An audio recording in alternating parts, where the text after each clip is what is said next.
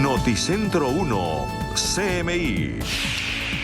Buenas noches, bienvenidos a las noticias. Los siguientes son los hechos más importantes de hoy en Colombia. La economía colombiana cayó 0,3% en el tercer trimestre del año, según reveló hoy el DANE. Los sectores más afectados fueron la construcción y la industria manufacturera. Estos niveles de decrecimiento no se registraban desde la pandemia. Vamos a ampliar esta noticia en nuestra emisión nacional a las 9 de la noche. El presidente de la República, Gustavo Petro, acusó la regla fiscal como un riesgo para el país, un mecanismo que por ley obliga a los gobiernos a ser responsables en el manejo del gasto público. Fue criticado por el mandatario. Dijo que choca con la tesis de que hay que reducir la inversión privada y la pública. Expresó que si se reducen ambas se puede mandar a Colombia a una catástrofe económica y que por ende la regla fiscal no debe mantenerse. Ampliación de esta noticia en nuestra emisión nacional a las 9 de la noche. Y el presidente Gustavo Petro también invitó hoy a la oposición a tomarse un tinto con él para discutir sobre la reforma a la salud. El expresidente Álvaro Uribe respondió también por redes sociales que acepta la invitación siempre y cuando sea detenido el trámite de la reforma en la plenaria de la Cámara de Representantes. Hablaremos más de esta noticia en nuestra emisión nacional a las 9 de la noche. Las siguientes son las noticias más importantes del mundo hoy. Protestas en España por la ley de amnistía de independentistas propuesta por Pedro Sánchez en su debate de investidura como presidente del gobierno. La oposición española califica de fraudulenta la candidatura de Pedro Sánchez y afirma que su partido impulsa un golpe de Estado. Israel toma principal hospital de Gaza con tanques y armamento pesado. ONU advierte que a partir de esta noche, el 70% de los habitantes de Gaza se quedará sin agua. La justicia de Francia emite orden de arresto contra el presidente de Siria, Bashar al-Assad, por el uso de armas químicas. Ola de calor histórica en Brasil. La temperatura llega a 58.5 grados Celsius. Con Claudia Palacios y Margarita Ortega. La propuesta de ley de amnistía para los independentistas que le aseguró el apoyo de los catalanes, con lo cual garantizó su investidura de nuevo como presidente del gobierno español, desató una tormenta en el Parlamento y en las calles de España.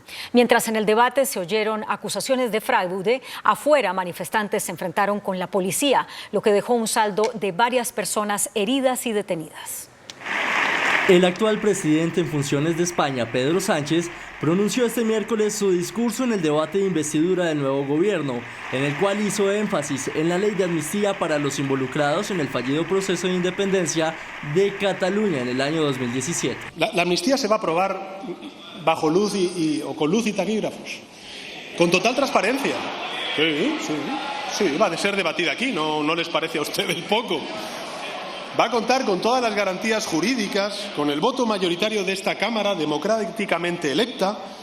Es decir, la amnistía no va a ser un ataque a la Constitución del 78, como dicen ustedes, sino todo lo contrario, será una muestra de su fortaleza y de su vigencia.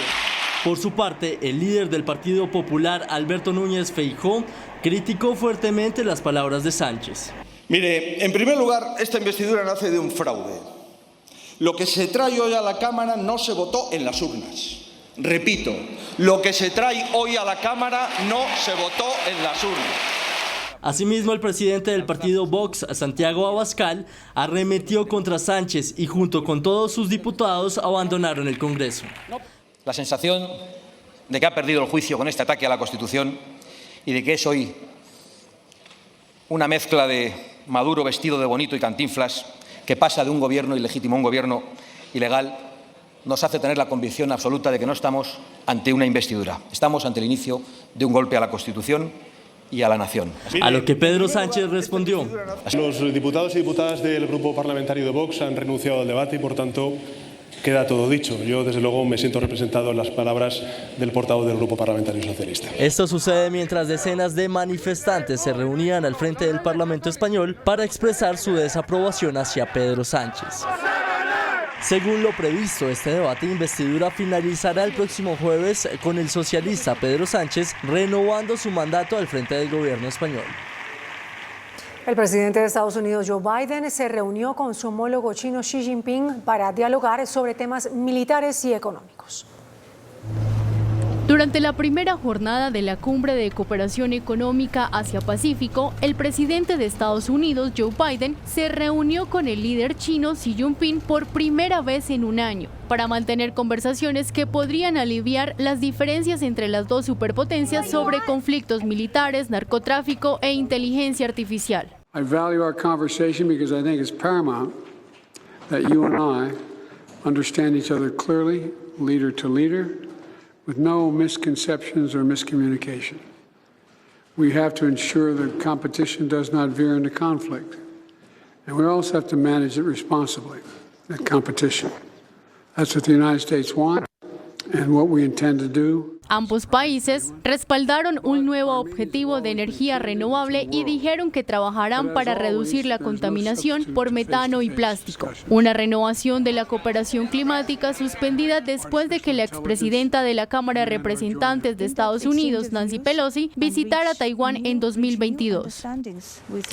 El ejército israelí tomó posesión del hospital más grande de Gaza.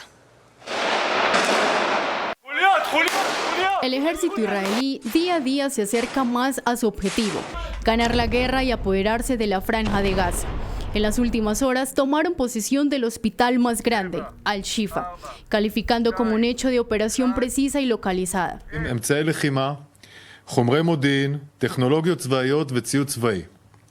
בנוסף, הותרה מפקדה מבצעית, ובה אמצעי קשר וטכנולוגיות מבצעיות השייכות לחמאס. La tecnología y los materiales encontrados han sido enviados a inteligencia para inspección y revisión.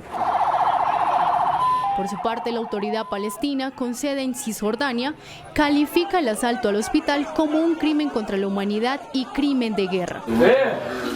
El hospital se ha quedado sin comida, agua y electricidad, en el cual se encuentran 2.500 personas, entre ellas 650 heridas y 36 bebés prematuros, que no han podido ser evacuados. Tras allanar el centro médico, el ejército israelí aseguró haber llevado al hospital incubadoras y alimentos para bebés. Además, la situación en Gaza es tan grave que ha sido necesario excavar una fosa común para enterrar decenas de cadáveres en proceso de descomposición. Entre tanto, el primer ministro israelí, Benjamín Netanyahu, afirmó que no hay lugar en la franja de Gaza al que no puedan llegar. אתם זוכרים שאמרו לנו שלא נפרוץ לעזה? פרצנו. אמרו לנו שלא נגיע לפאתי העיר עזה? הגענו. אמרו לנו שלא ניכנס לשיפה? נכנסנו. וברוח הזאת אנחנו אומרים דבר פשוט. אין מקום בעזה שלא נגיע אליו. אין מסתור, אין מחסה, אין מקלט למרצחי החמאס. De esta manera, este miércoles el primer ministro de Israel, Benjamín Netanyahu, advirtió la posibilidad que tiene su país de tomar toda Gaza. Esto el mismo día en el que el ejército israelí ha entrado en el hospital de Al-Shifa, el más grande del territorio palestino. La ONU se ha mostrado horrorizada ante esta operación militar y comentó que alcanzarán y eliminarán a Hamas y traerán de vuelta a los rehenes, dos objetivos que han calificado como misiones sagradas durante una visita a una base militar en Israel. La Organización de las Naciones Unidas advirtió que Gaza se quedará sin agua potable a partir de esta noche. Según un informe, el comisionado general de la Agencia de la ONU para los Refugiados Palestinos alertó que alrededor del 70% de la población en Gaza se quedará sin agua potable. Si el combustible recibido en la franja se destina solo a los camiones de ayuda. El comisionado dice que los servicios como las plantas de agua, los tratamientos de aguas residuales y los hospitales han dejado de funcionar por falta del combustible. Es que esperar más tiempo costará más vidas. Asimismo, advierte que se necesitan 160.000 litros de combustible al día para las operaciones humanitarias básicas. Hasta la fecha han fallecido 11.500 civiles, en su mayoría niños y mujeres. Francia emitió una orden de arresto internacional contra el presidente sirio Bashar al-Assad. Esta orden se produjo por los ataques químicos con gas sarín o gas nervioso que fueron perpetrados en 2013 durante la guerra en Siria. El dirigente está acusado de complicidad en crímenes contra la humanidad. El gobierno del Perú aprobó una ley que ha causado polémica. Es para expulsar migrantes irregulares en ese país. El procedimiento sancionador se aplicará a las personas que ingresen al país sin pasar por el control migratorio y también por realizar actividades que pongan en riesgo o que atenten contra el orden público de ese país, así como contra el orden interno y la seguridad nacional. La norma también permitirá hacer seguimientos y controles en sitios de hospedaje, agencias de trabajo y lugares de paso. Brasil rompió récord de calor y vivió el día más caliente de la historia. Según las autoridades del país, en Río de Janeiro, la sensación térmica alcanzó un récord de 58.5 grados Celsius en las últimas 24 horas. Al menos 15 de los 26 estados del país están bajo alerta del Instituto Nacional Meteorológico por el calor extremo. El sofoco también generó un nuevo récord histórico en el consumo de energía eléctrica que supera los 101.400 megawatts, después de registrar el lunes un máximo desde el inicio del monitoreo por parte del operador nacional del sistema eléctrico. En las últimas 24 horas, Italia registró la llegada de al menos 1.200 migrantes a Lampedusa. Las autoridades explican que esto se debe al buen nivel del mar, de poco oleaje, por lo que el centro de acogida de la isla vuelve a estar colapsado ya con más de 1.400 personas. Los migrantes provienen principalmente de Túnez y de Libia. Las fuertes lluvias en Paraguay han ocasionado graves inundaciones, dejando 6 personas fallecidas y 19 heridas. Las intensas precipitaciones mantienen en emergencia a 17 municipios, lo que ha generado la evacuación de casi 5.000 familias. A su vez, las autoridades sanitarias advirtieron como riesgos potenciales para la salud en las zonas inundadas las enfermedades respiratorias y gastrointestinales. Y en Suiza, científicos crearon una mano robótica impresa en 3D que tiene ligamentos, tendones y huesos.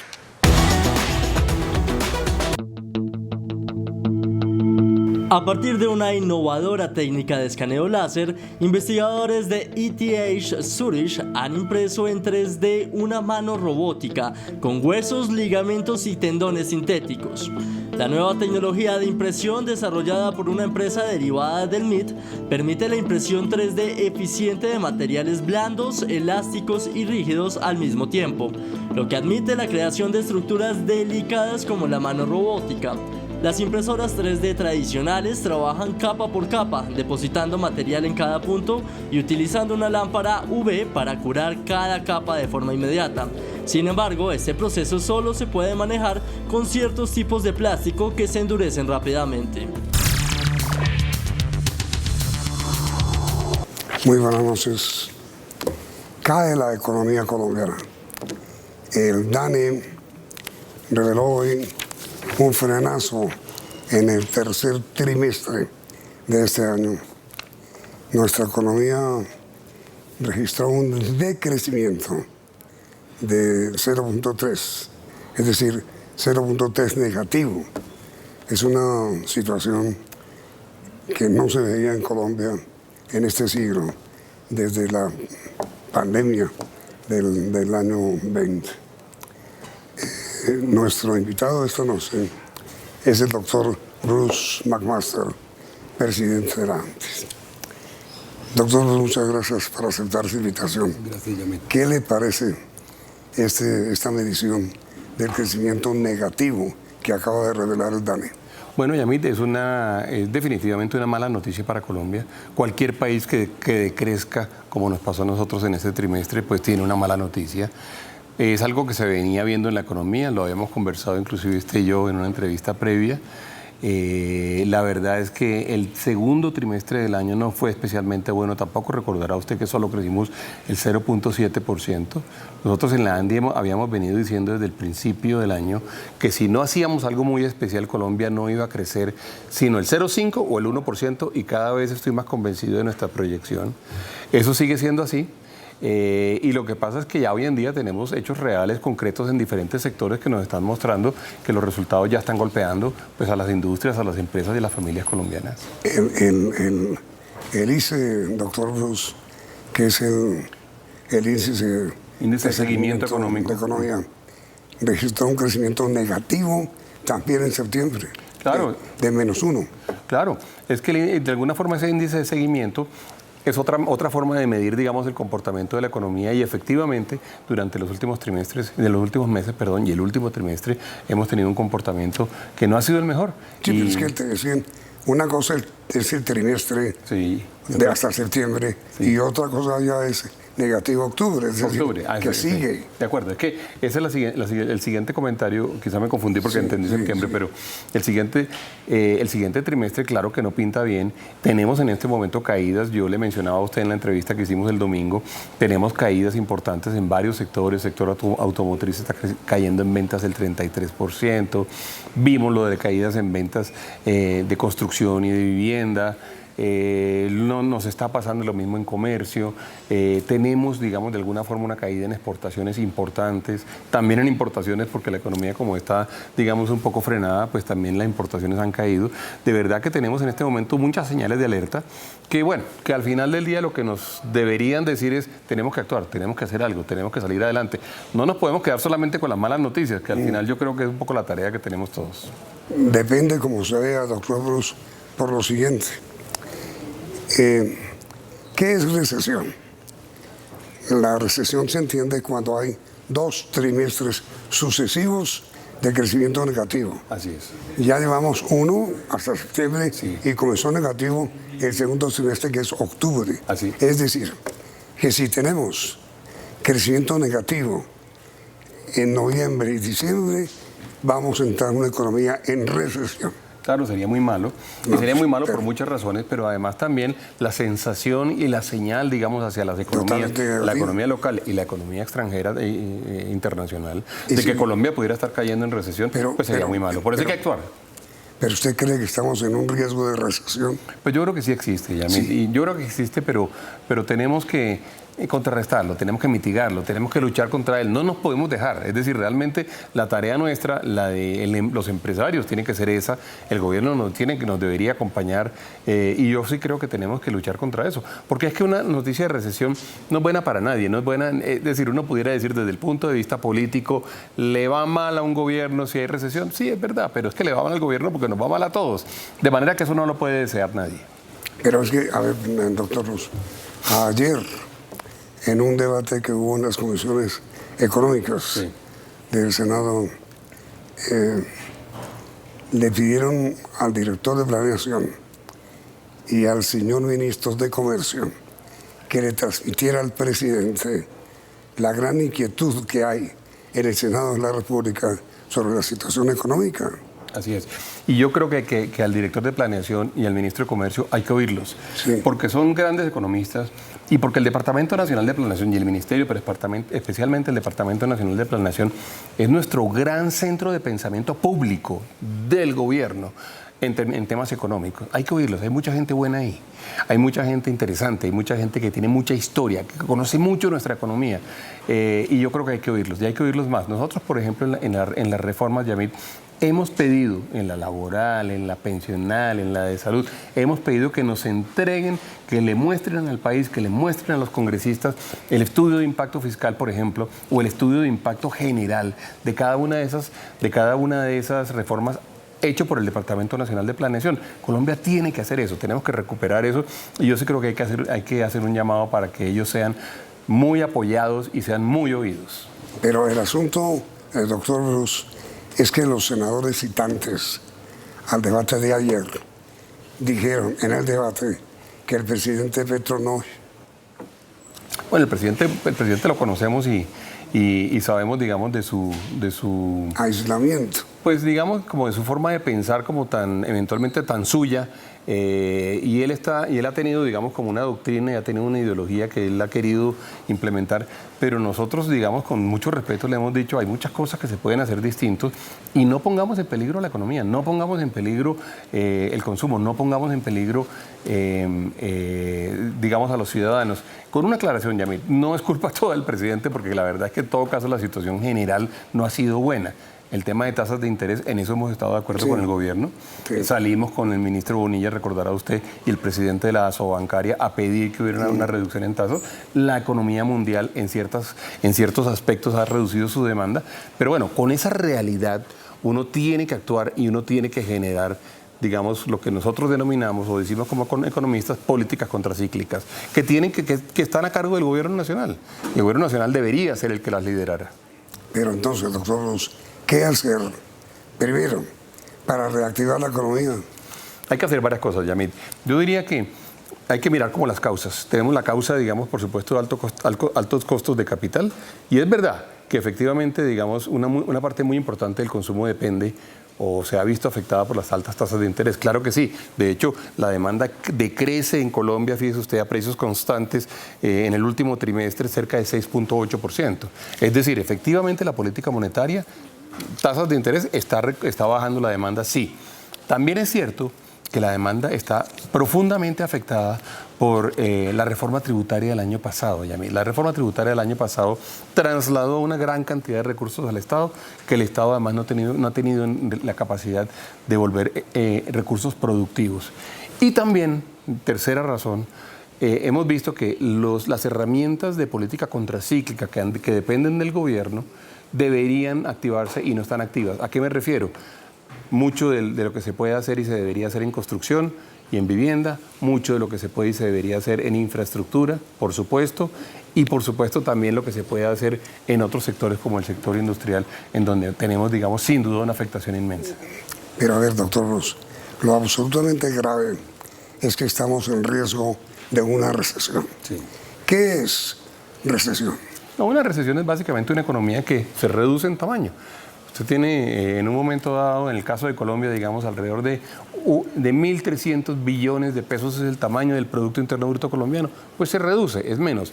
Pero ¿qué pasa? Eso no es así de sencillo. Cuando se reduce, pues al final lo que tenemos es menos dinero para los 50 millones de colombianos, para nuestras actividades, para el Estado colombiano, que también recauda impuestos, por supuesto. Y tenemos además, por supuesto, una situación en la cual, por ejemplo, la inversión no es precisamente, o no encuentra precisamente el mejor sitio para realizar, digamos, sus nuevos proyectos. Entonces no es bueno. Y la recesión es como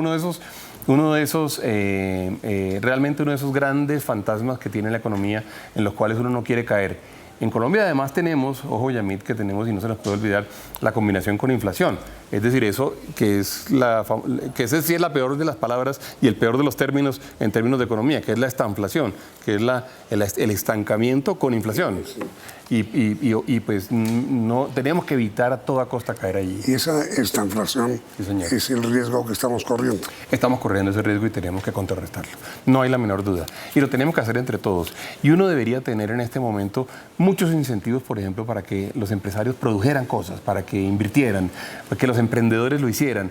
Ojalá también que los consumidores consumieran. Y en eso tenemos una diferencia con Banco de la República, lo sabemos, porque el Banco de la República claramente, digamos, ha tomado la decisión de tratar de reducir la demanda y lo ha logrado. Pero también la demanda ha caído por otras razones. Pero han frenado el crecimiento. Lo han frenado y lo han frenado durísimo. Ahora, el otro enredo ahí, doctor Ruz, es que si se levanta esa talanquera al crecimiento, que es el freno a las tasas de interés, no el freno, la medida de control, habrá una fuga de capitales a Estados Unidos. Bueno, y es muy importante que tengamos exactamente la sensación, y para eso el Banco de la República tiene que estar haciendo un seguimiento muy permanente, porque para lo que sí sirven las altas tasas de interés es para evitar la fuga de capitales, o por lo menos para atraer, ¿cierto? Para eso sí, pero lo cierto es que llega un momento en que usted no puede hacer eso a costa de que la economía no crezca. No hemos tenido un efecto que es sorprendente, para serle franco, que es el efecto sobre el empleo. Porque uno siempre se puede preguntar, ¿y cómo así que la economía está decreciendo pero el empleo sigue? Bueno, hay un rezago que todavía afortunadamente no se ha reflejado en el nivel de empleo, pero que no nos debería sorprender. Estamos en 10 puntos. ¿Sabes? Que no es poco, ¿ves? Que no es poco. Y luego, pero no sería extraño que en los próximos meses eventualmente tuviéramos ese reflejo ya sobre el empleo también. Ahora, según el DANE, el doctor Rus, el decrecimiento del trimestre se presentó en construcción, en industrias, en manufacturas, en transporte y en almacenamiento, mejor dicho, en todo. Y en comercio, porque el comercio también tiene una caída del 3.6%, que es importante. Y fíjese usted, la que más decrece y donde hay la mayor contracción es en construcción, entonces, que es el 8%. Entonces, ¿cuál es la situación del comercio?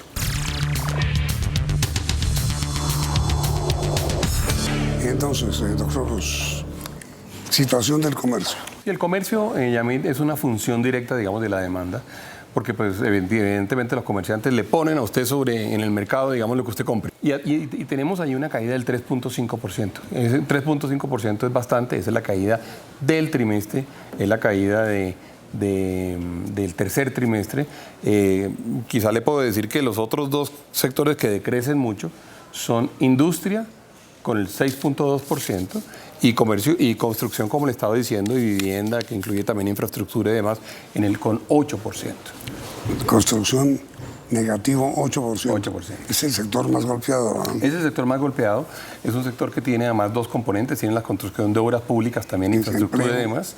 Y tiene, por supuesto, que eso es muy importante lo que está diciendo, y tiene además, por supuesto, la construcción de vivienda y demás.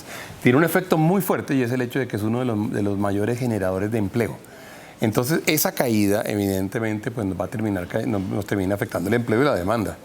Y la industria manufacturera, crecimiento negativo también, del 6.2%. 6.2%, que está afectada por dos factores, la caída en la demanda, ¿cierto? Y también, Yamil, evidentemente por el hecho de que no estamos exportando. No estamos en este momento, digamos, teniendo altos niveles de exportación. Sectores que crecen, por ejemplo, crece el sector agropecuario. No, pues miren, decrecen transporte, almacenamiento, negativo 3.5. Así es. Comunicaciones, negativo 1.2. Así es. Actividades profesionales, pues medicina, derecho, ingeniería, etcétera, negativo 0.8. Dice, todo el país derrumbado. Sí, así es. Pero, Yamil, yo le diría, eso es cierto. La pregunta al final es, bueno, ¿y cómo lo contrarrestamos? ¿Qué hacemos? Porque es que yo digo que la noticia mala ya la recibimos y la tarea después de recibir la noticia mala es, bueno, reaccionar. Todos en este momento deberíamos y tenemos que estar volcados a tratar de contrarrestar esa noticia. Tenemos, por supuesto, digamos, en este momento cosas por hacer. Yo le diría, hay que activar definitivamente la infraestructura en forma inmediata. Tenemos que recuperar el dinamismo de la construcción. Ojalá dentro del dinamismo de la construcción logremos recuperar los niveles de vivienda bis y vivienda de interés social que teníamos hace un año y medio. Ese es un ejercicio que tenemos que hacer, un ejercicio para nosotros importantísimo. Sobre el sector manufacturero, doctor Rus, el DANE explica que una menor demanda fue la que tuvo que ver con la hilatura, que cayó en un 19.7%. Así es. ¿Qué quiere decir eso? Eso es básicamente la demanda, digamos, por hilos y tejidos, digamos, que son los que sirven para que son los que sirven eventualmente. 19.7 es altísimo. Es un montón, eso es muchísimo. Pero tenemos sectores que han caído más. Por ejemplo, la inversión, digamos, en capital fijo ha caído durante el año el 11% y tenemos el menor nivel de inversión de hace mucho tiempo, pero también tenemos una caída, digamos, de año, no se compara, digamos, el año con el trimestre con el trimestre anterior, una caída del 33%. Tenemos varias cifras que en este momento deberían llamar la atención. Pero fundamentalmente, doctor Rus, todo esto se debe a que ha caído la demanda. Se debe a varias cosas. Sí, se debe a que ha caído la demanda, muy importante, digamos, y la demanda ha caído por varias razones. Le decía yo a usted el tema de los intereses, sin duda alguna, el tema también, por supuesto, de el efecto de la reforma tributaria, el tema de la demanda internacional y nuestra capacidad de exportación, y también la demanda derivada de la actividad económica que no se está dando, por ejemplo, por nuevas obras de infraestructura y nueva actividad en construcción, vivienda, que para nosotros es importantísimo, para Colombia siempre lo ha sido, y uno no, digamos que ese sector no lo puede abandonar. Felicita, la economía no puede ir peor. Ayer el señor ministro de Hacienda decía que el servicio de la deuda externa, el solo servicio, vale más que todo el presupuesto de inversión. Así es, está en cerca de 90 billones de pesos y eso es bastante más que el presupuesto de inversión. Pero fíjese una cosa, Yamil, hay una variable que parece una variable muy abstracta en la cual hay que trabajar. Y para eso, digamos, el liderazgo del gobierno es muy importante, que es la variable confianza. Y le estoy hablando de la confianza hacia quién, la confianza hacia los mercados locales, la confianza del consumidor, la confianza del comerciante, la confianza del industrial. Esas confianzas son todas importantes porque son las que determinan cosas que le valen al gobierno. Y le voy a poner un ejemplo. Colombia ha tenido un incremento importantísimo en la prima de riesgo de sus bonos, es decir, lo que nos cobran los mercados internacionales comparado con lo que le cobran a los papeles norteamericanos. Hemos tenido un incremento de cerca de 2%, 200 puntos básicos. Bueno, pues eso va directamente a ese rubro que usted acaba de mencionar, al rubro de servicio de la deuda. Sobre el saldo total de lo que Colombia debe, pagamos hoy en día 2% más porque tenemos un incremento en el spread, que es el margen, digamos, por encima de los bonos del Tesoro americano. Es el castigo. Es el castigo, sin duda alguna. Debería ser del mayor interés siempre del gobierno nacional, del país o de las empresas, pero en este caso el gobierno nacional que toma el crédito, tratar de que ese spread sea mínimo. Colombia llegó a tener spreads inferiores a 200 puntos básicos. Hoy en día están en cerca de 400 puntos básicos. Entonces, por ejemplo, esa realidad ha hecho que la deuda colombiana valga mucho más y que por eso el ministro de Hacienda tiene razón, entre otras razones, estamos pagando un servicio de la deuda significativamente mayor. Luego, perdón, solamente para redondearle este pedazo, Yamil, luego la confianza es el principal determinante de la inversión. Nos tenemos que preguntar por qué ha caído tanto la inversión en Colombia y cuánto ha caído. Sí, ha sido un descenso brutal. Ha tenido un descenso muy grande, tenemos un gráfico, además que, entre otras cosas, FEDesarrollo también redibujó alrededor de inversión que nos muestra cómo en este trimestre tenemos una caída del 11%. Aquí está el registro gráfico de la caída de la inversión. Así es, en este tercer trimestre una caída del 11%, en el segundo una caída del 7.7% y en el primero habíamos tenido una caída del 0.9%.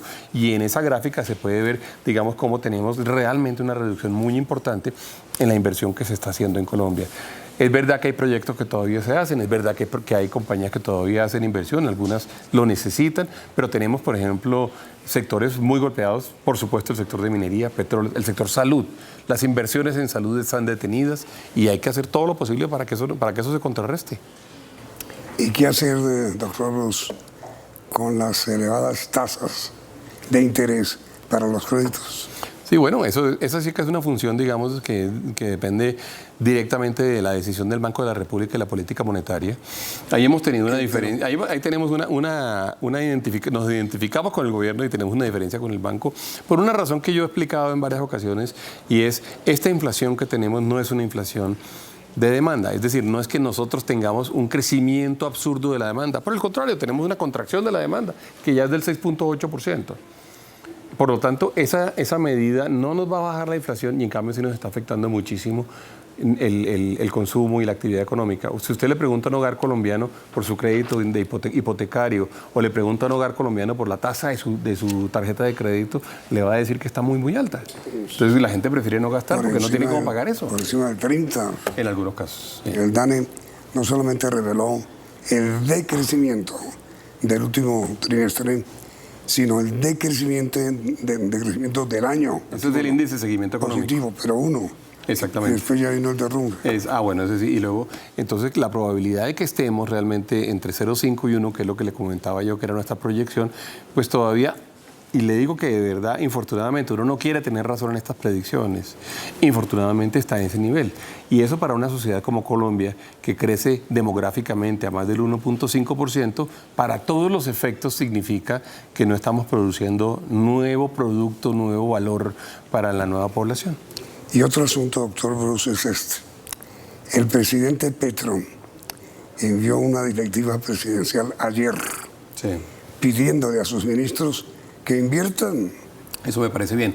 A mí me parece, es decir, la decisión del presidente o la decisión del gobierno de que efectivamente el gobierno sea un activador, que keynesiano, es un activador de la economía, es justamente lo que hay que hacer. Eso es parte de las políticas contracíclicas. Pues es que la inversión del Estado está en un 34%. Sí, la ejecución está muy baja. Muy baja. La ejecución está muy baja, hay que ejecutar, y parte de lo que dice y la explicación que dio hoy Hacienda alrededor de eso en particular era que lo que ellos estaban buscando, y yo con eso estaría de acuerdo, es que efectivamente el dinero se gaste y que no se vaya a quedar al final del año en fiducias que eventualmente pareciera que la plata fue ejecutada, pero no fue gastada. O sea, realmente se mandó a otra entidad, sale de esta entidad. ¿Qué es donde está? Claro, exacto, exactamente. Entonces yo con eso, pues digamos, si esa es la intención, yo con esa intención estoy de acuerdo, claro. No, pero no es intención, es una directiva ya del presidente. Bueno, pero es que tienen que ejecutarla, Yamit, entonces esperemos que lo ejecuten. Pero digamos, esa es una primera parte de la solución. Sí, esa es una de las medidas, de las varias medidas que se deberían hacer. Mira, vea, Yamit, hay más de 30 proyectos de infraestructura que están estructurados en este momento que pudieran salir a ejecución. Por ejemplo, el caso inclusive del metro, déjeme hablarle de eso. Uno en el metro, lo único que quiere en este momento es que el metro se ejecute lo más rápido posible. Sería un gran error desde el punto de vista de política económica en este momento, por ejemplo, poner al metro a esperar decisiones o a esperar otras discusiones. No, el metro se tiene que ejecutar. Parte de lo que mueve la economía es justamente la infraestructura. Entonces, ahí hay una posibilidad que no se puede perder. Y yo diría, sigamos discutiendo sobre más proyectos. Hubo una controversia durante este comienzo de semana. Doctor Bruce, entre usted y la señora ministra de Vivienda. ¿En qué consistió la confrontación? No, pues no fue ni siquiera una confrontación, usted sabe. Yo hice una entrevista con un periodista muy reputado, el doctor Yamid Amat, y donde yo estaba diciendo que efectivamente teníamos una afectación muy grande desde el punto de vista de la caída de la construcción. Usted recordará que son las cifras que el DANE está dando hoy en día. La ministra pues, me contestó una carta pública, yo diría que un poquito en un tono destemplado, porque decía que eran mentiras y no sé qué, que a mí me parece que eso no hay lugar a esas cosas, y no gana uno nada realmente con ello. Que usted le dijo, dígame una mentira. Entonces yo le dije, pues claro, no son mentiras, son cifras. Dígame con cuál cifra no está de acuerdo y yo puedo equivocarme, por supuesto, pero yo creo que no estoy equivocado. Vamos a esperar las cifras del DANE del día miércoles. Y bueno, salieron las cifras del DANE el día miércoles. Y yo lo que creo es que el funcionario público en realidad, Yamil, lo que tiene que hacer es entender, digamos, dónde están las cosas buenas, dónde están las malas corregirlas y al final dar los resultados. Yo creo que al final eso es lo que hay que hacer. Bueno, mire, doctor Luz, desgraciadamente el tiempo por hoy se nos agotó. Pero yo quería preguntarle a usted por una cosa. El director de planeación, que ha acertado muchas cosas, ustedes desde el sector empresarial, ¿cómo ven que no le paren bolas? Pero yo soy para mañana. Ah, bueno. Por esta noche, muchas gracias. Yo creo que, bueno, yo le daré detalles, sí, pero lo dije un poco ahorita. Okay.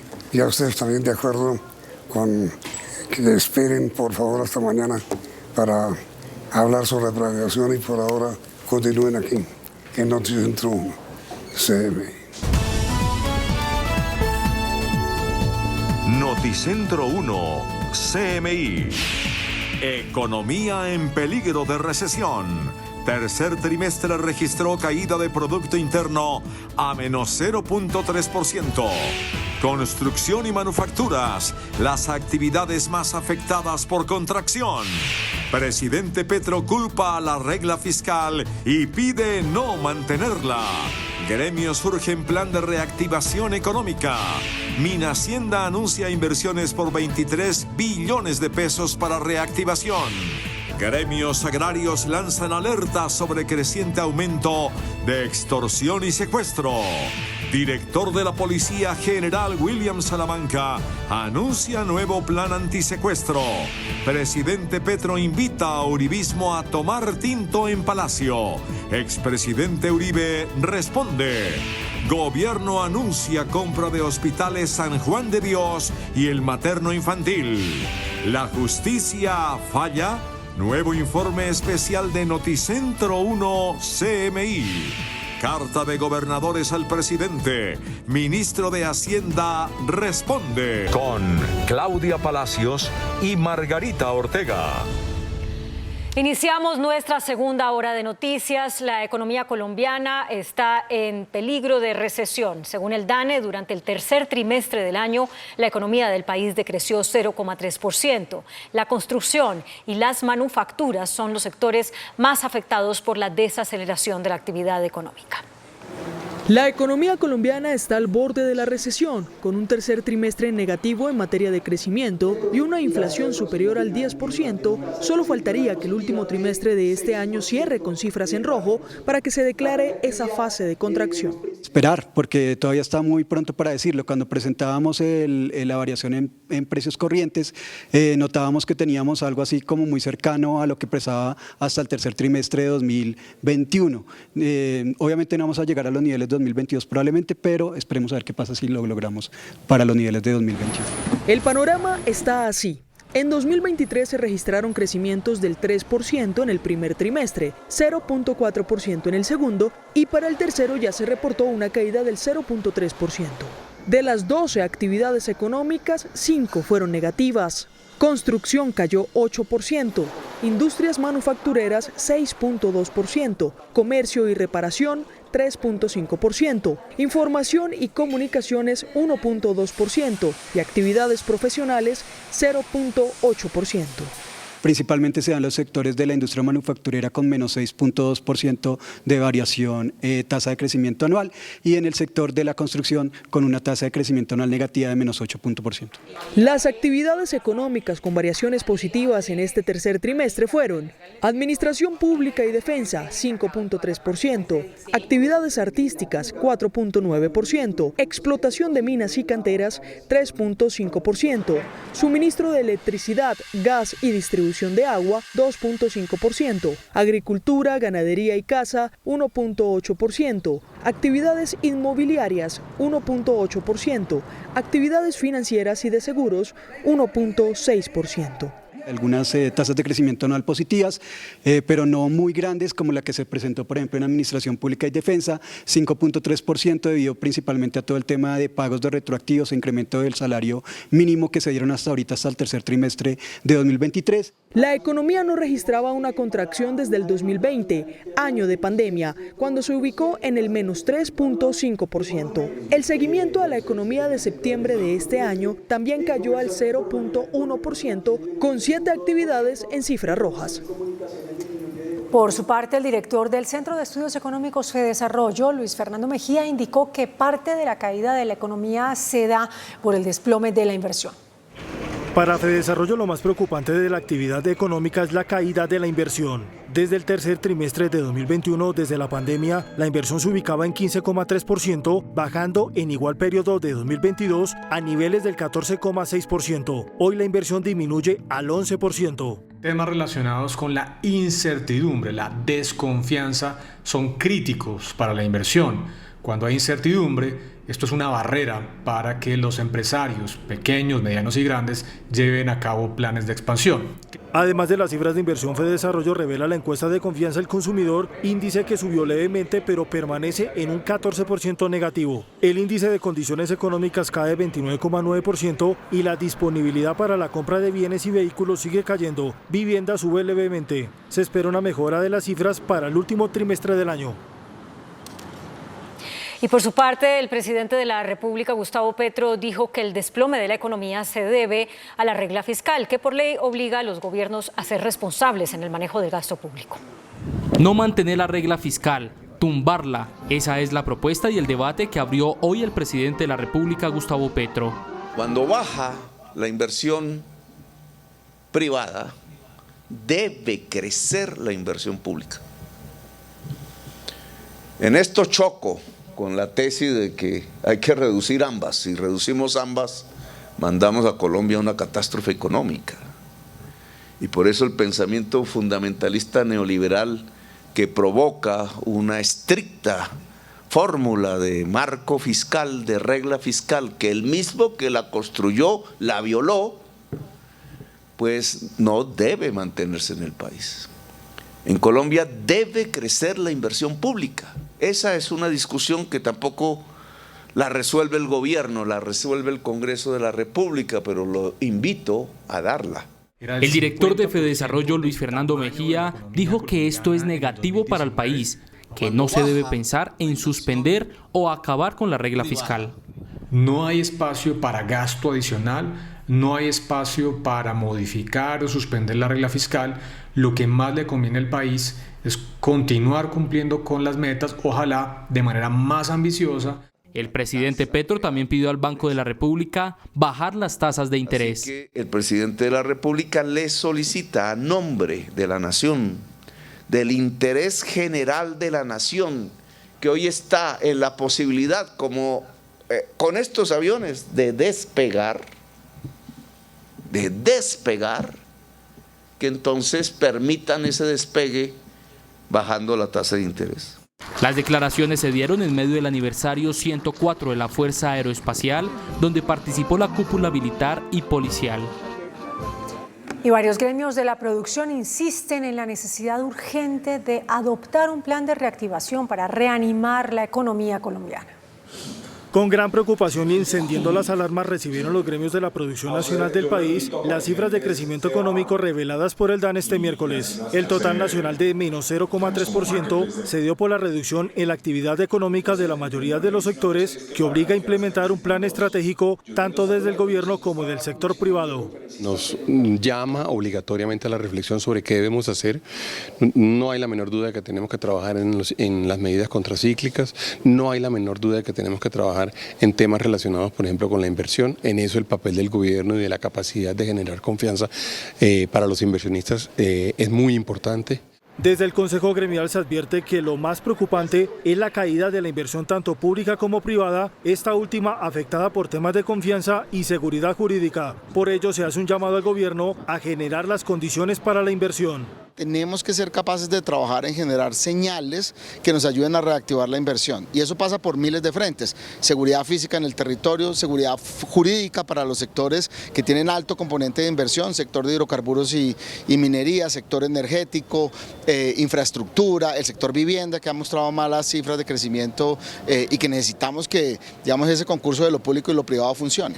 FENALCO sostiene que se perdió el trimestre, tendencia que podría mantenerse para el cierre del año, lo que se traduce en recesión técnica. Lo más preocupante es que el trimestre entrante, si crecemos negativamente, prácticamente estaríamos entrando en una recesión económica, técnicamente en una recesión de la economía colombiana, como lo hemos venido señalando y advirtiendo. Otros gremios sostienen que las cifras podrían empezar a afectar el empleo, lo cual ya debe tenerse en cuenta en la mesa de concertación salarial. Pero que también entienda que si no hay un salario competitivo, si no hay un salario que las empresas puedan pagar en medio de una inflación tan alta y de una desaceleración tan alta, pues lo que vamos a encontrar es informalidad, desempleo y al final no va a haber ingreso. Se esperan medidas de peso desde el gobierno nacional. El ministro de Hacienda, Ricardo Bonilla, anunció esta noche que el gobierno ha dispuesto de 23 billones de pesos para ayudar a reactivar la economía a través de inversiones en sectores estratégicos, como la construcción y las obras públicas. ¿Cómo reactivamos obras civiles? Ante un auditorio con más de 750 empresarios del sector agrícola, el ministro de Hacienda anunció la estrategia para reactivar la economía. Hay 23 billones de pesos disponibles para tomar en inversión de regalías en el año 24. La estrategia para contrarrestar la caída del PIB es mayor inversión. Hay recursos para la reactivación económica, tanto los que están planillados en el presupuesto general de la Nación, como lo que les van a entrar a los municipios por sus recursos propios y por regalías. Tenemos todo para sacar adelante el país. Y para destinar más recursos a inversión, el gobierno no descarta modificar la regla fiscal. Lo que sí quiero recordarles es que en pandemia se suspendió la regla fiscal, entonces uno tiene que pensar en mirar alternativas. Lo que es cierto hoy es que necesitamos reactivar la inversión. Al terminar su intervención, el ministro de Hacienda les dijo esta noche a los empresarios del sector privado que aumenten las inversiones en sectores estratégicos como la infraestructura y la vivienda para darle un mayor dinamismo a la economía. Juan Armando Rojas, Noticentro 1 CMI. El sector agropecuario reunido en el Congreso de la Sociedad de Agricultores de Colombia alertó sobre el deterioro del orden público y el aumento de delitos como la extorsión y el secuestro. En el inicio del Congreso de la Sociedad de Agricultores de Colombia, todos los gremios del sector rural coincidieron en que la inseguridad es el principal problema que enfrenta el país. 5 trabajadores agroindustriales del sector de la caña que fueron asesinados, y ayer quemaron 2 fincas bananeras, una en el departamento de La Guajira y otra en el departamento del Magdalena, y lo vimos hace unas semanas con el secuestro del papá de Luis Díaz, cosas que siguen ocurriendo, así como la extorsión. Así que el llamado también desde este Congreso al gobierno es: hay que ponerse las pilas con la seguridad. El sector arrocero también lanzó un SOS por el orden público. Ha aumentado mucho la extorsión, ya hay amenazas de secuestro en el sector arrocero, ya han secuestrado 2 o 3 agricultores y está reinando la inseguridad, el miedo de los agricultores ya de ir a las fincas por amenazas. ¿Cuáles son las regiones arroceras más azotadas por la inseguridad y delitos como la extorsión? El Meta, el Casanare, el Tolima, el Huila, las zonas de la costa, las zonas del Cesar, del Magdalena, de Córdoba. La petición al gobierno y a las autoridades es tomar medidas eficaces para garantizar el trabajo en el campo. Que por favor traten y busquen la posibilidad de combatir esto en el campo, porque como vamos mal. Ante un significativo aumento en el secuestro en Colombia, el director de la Policía Nacional, general William René Salamanca, anunció un cambio en la estrategia en la lucha contra ese delito y contra la extorsión. 69,72% aumentó el secuestro en 2023. La cifra de secuestrados pasó de 142 en 2022 a 241 secuestros en 2023. Esta situación obligó a tomar medidas.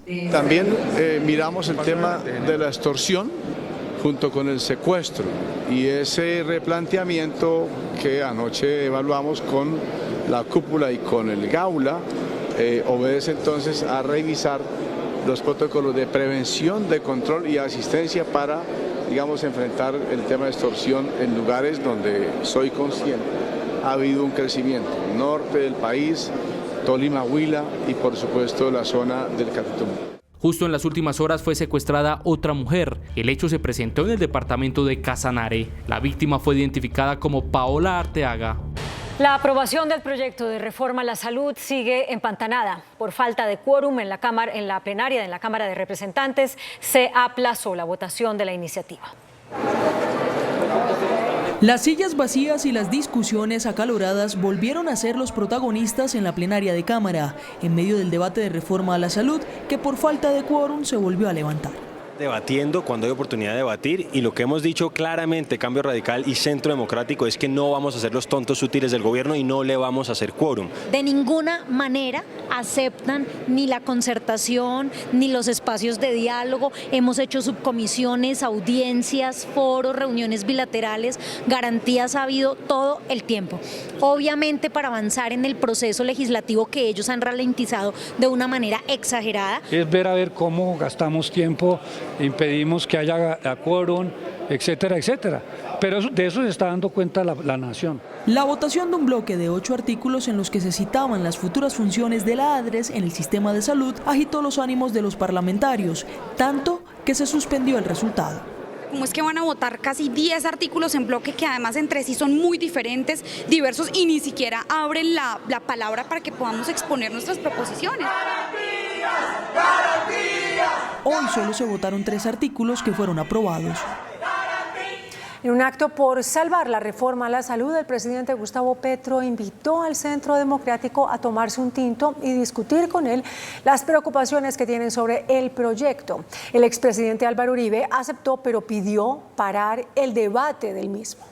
Crecemos. El presidente Gustavo Petro salió una vez más en defensa de la reforma a la salud. A través de sus redes sociales, el mandatario invitó al Centro Democrático a discutir en Palacio los problemas que tienen con el proyecto radicado por el gobierno. Invito al Centro Democrático a algo más racional. Vengan, nos tomamos un tinto y miramos cuál es su problema con la reforma de la salud que presentamos. Si hay puntos en común, los presentamos a la fase de debate en el Senado. El expresidente Álvaro Uribe aceptó el tinto, pero condicionado. Creo que quienes estamos en oposición a la reformas de diferentes bancadas deberíamos aceptar la invitación del presidente Petro. Ayudaría si mientras tanto se detiene la aprobación en la plenaria de la Cámara. Sin parar el debate, señor expresidente Álvaro Uribe, y de cara a la discusión de la reforma a la salud en el Senado, claro que pueden degustar el tinto de Palacio que el expresidente conoce bien. Serán bienvenidos. En la mañana, el presidente Petro, en tono menos conciliador, aseguró que las EPS están quebradas desde la década pasada por cuestionables manejos de sus recursos. Los recursos públicos de la salud han financiado la corrupción, los paramilitares que han quebrado a los hospitales y han degradado la política y quieren que esto siga. Por eso se oponen a la reforma a la salud. El Consejo de Estado admitió una tutela que presentó el Instituto Nacional de Vigilancia de Medicamentos y Alimentos, INVIMA, contra una decisión judicial que le ordena al gobierno elaborar un plan de choque por la escasez de medicamentos. El INVIMA pretende que se suspenda la decisión del Tribunal de Cundinamarca que le ordenó ejecutar un plan de urgencia para el abastecimiento de fármacos. La entidad dice que no ha vulnerado los intereses colectivos por la falta de estructuración de un régimen de control de precios de medicamentos.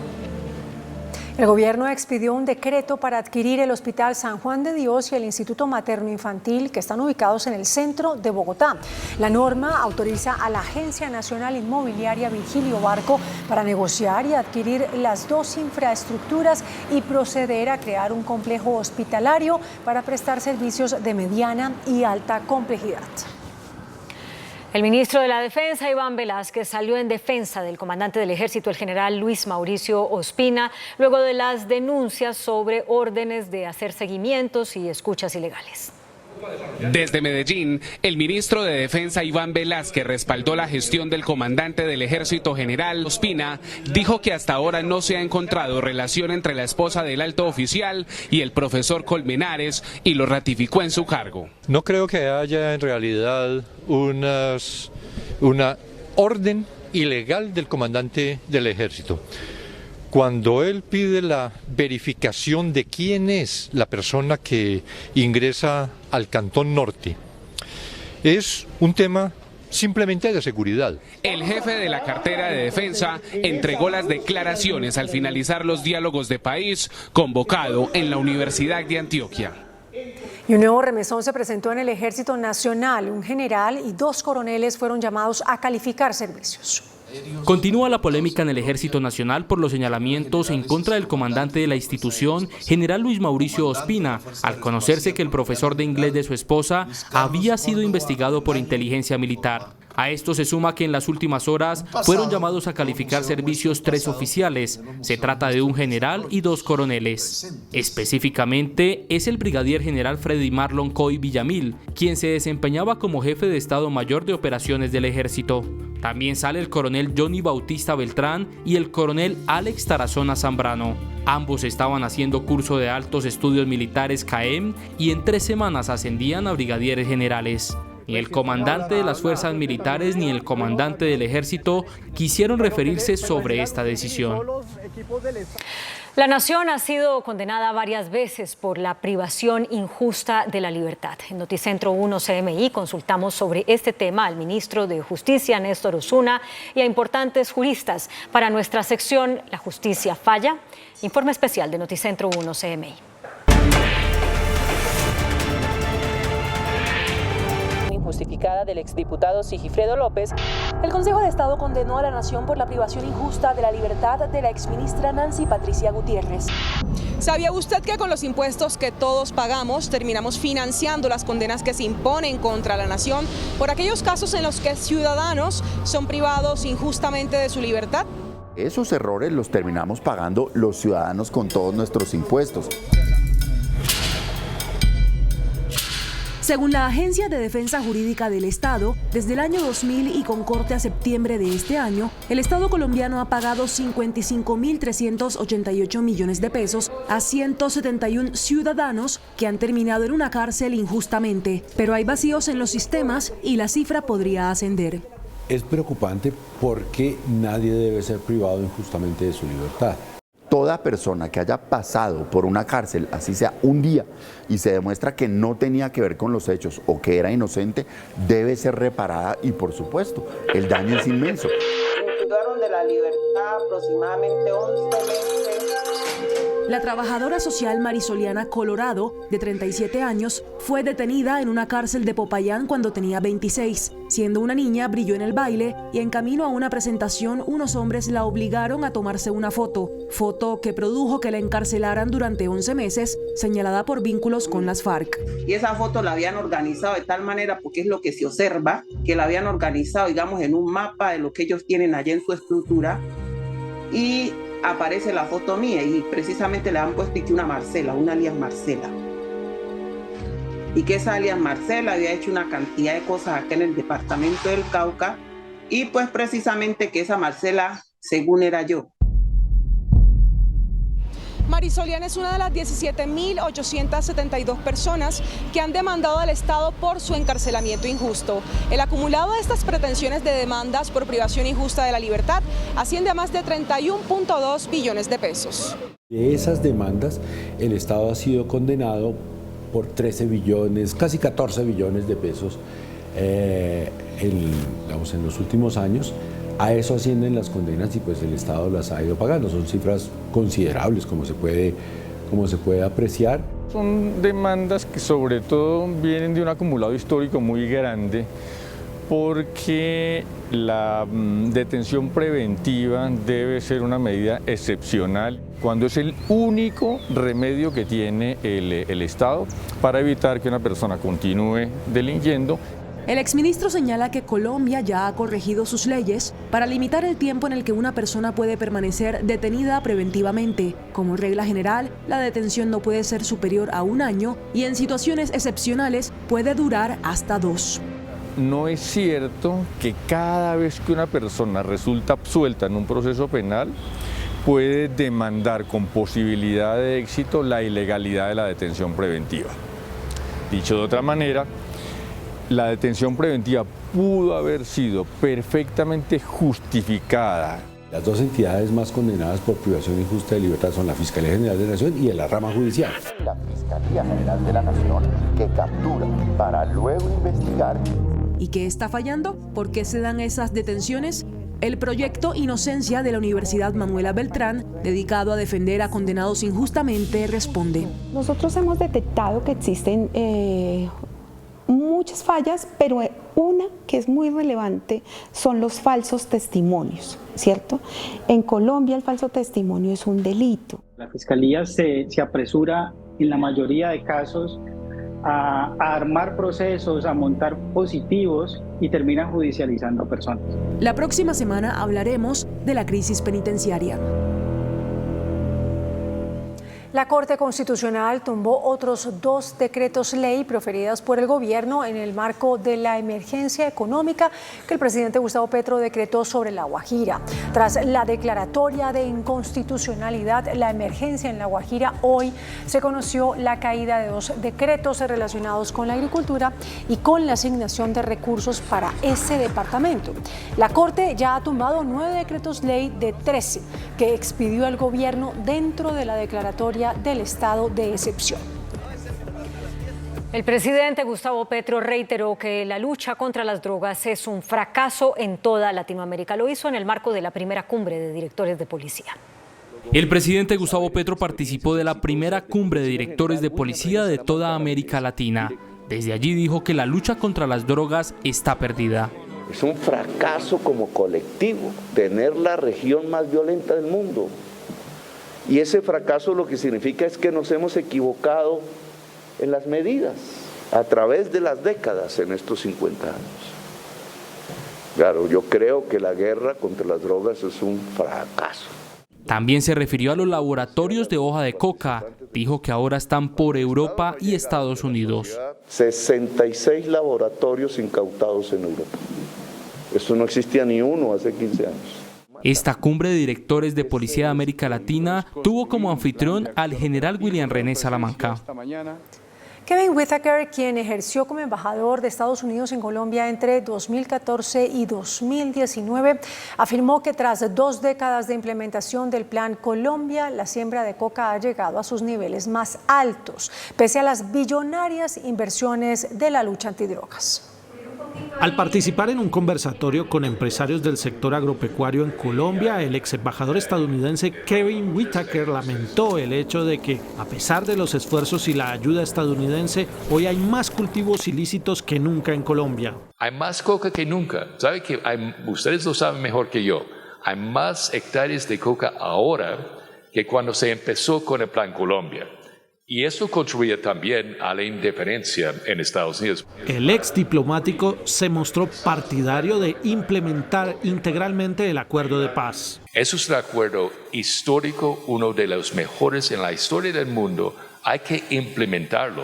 Whitaker estimó que el aporte estadounidense a la lucha antidrogas en Colombia supera ya los $13.000 millones. Duplicar los recursos del Plan de Alimentación Escolar PAE de 1,5 billones a 3 billones de pesos pidieron los gobernadores electos al gobierno nacional. El ministro de Hacienda respondió que el PAE necesita reingeniería. Esta es la carta suscrita por los gobernadores electos y quienes comenzarán mandato el 1 de enero de 2024, dirigida al presidente Gustavo Petro y a los ministros de Educación y de Hacienda, solicitando duplicar los recursos adicionales para la operación del programa de alimentación escolar para la vigencia 2024, es decir, el PAE. Los mandatarios le entregaron esta misiva a la ministra de Educación en Cartagena, donde se reunieron hoy con ella. Y esta noche el ministro de Hacienda, Ricardo Bonilla, les respondió que lo que necesita el PAE es una reingeniería, porque el presupuesto de 2024 ya está aprobado y no hay recursos. El programa del PAE, yo diría que hay que hacerle una reingeniería total, porque ¿por qué hay toda esa plata y tan mal servicio? Significa que los operadores no están haciendo dieta a los estudiantes, una dieta saludable, están entregando paquetes, están entregando comida que no es de la mejor calidad. Es más, el ministro de Hacienda dijo que los niños, los menores de edad en todo el país han tenido una alimentación suministrada por el PAE deficiente. Colombia extraditó a los Estados Unidos al exfuncionario de la DIAN, Omar Ambuila, quien le obsequió a su hija un lujoso vehículo Lamborghini. El exfuncionario deberá responder ante una corte de la Florida por los cargos de lavado de dinero, fraude, soborno y extorsión. Ambuila laboró durante varios años como inspector de la DIAN en el puerto de Buenaventura. 2 policías quedaron heridos en medio de un amotinamiento que se produjo esta noche en una estación de policía en el sur de Bogotá.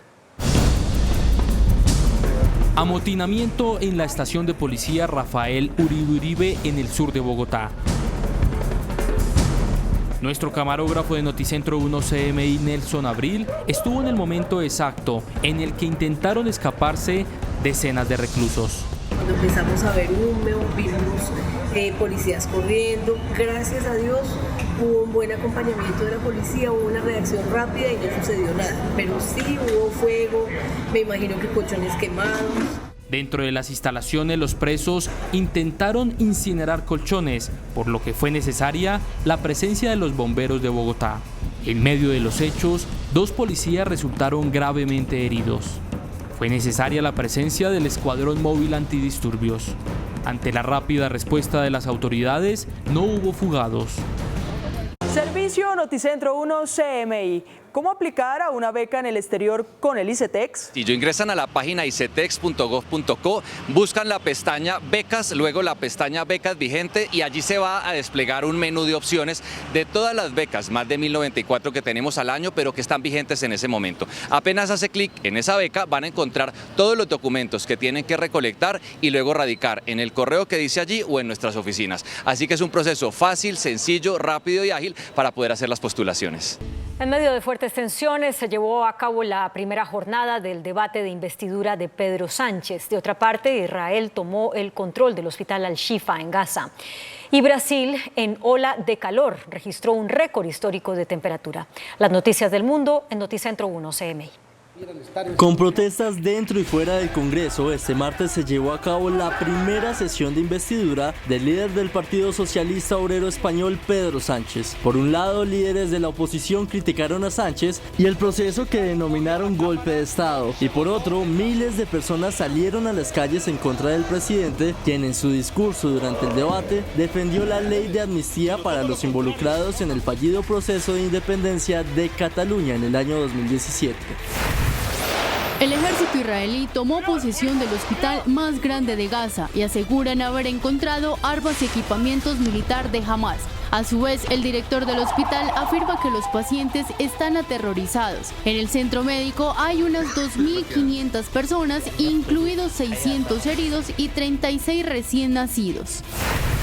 Ola de calor histórica en Brasil. La temperatura llegó a 58.5 grados Celsius en las últimas 24 horas. Al menos 15 de los 26 estados del país están bajo alerta del Instituto Nacional de Meteorología por el calor extremo. La presidenta del Consejo Privado de Competitividad, Ana Fernanda Mayhuasca, reportó bajos índices y pocos avances en materia de competitividad en el país durante el último año. La noticia económica del día. El Informe Nacional de Competitividad 2023-2024 mostró bajos índices en esta materia. Se analizaron 16 sectores de la economía del país que arrojan un resultado bajo, sobre todo frente a otros países de la región. En evaluaciones internacionales, Colombia se raja en competitividad. Hoy en día, con el indicador que tenemos disponible, que nos compara con otros países, estamos en el puesto 58 de 64 países que se miden y veníamos de puestos mejores. Se proponen ejes centrales como punto de partida de desarrollo empresarial, la confianza, la seguridad jurídica y la educación entre los puntos a trabajar. Sí tenemos muchos retos y yo creo que parte de la invitación que hacemos hoy es que confiemos los unos en los otros, porque con todo este trabajo que tenemos por hacer realmente es importante que nos sentemos, tanto la academia como los gobiernos, como las personas de la sociedad civil y obviamente el sector productivo, a resolver problemas que tenemos en muchos casos identificados.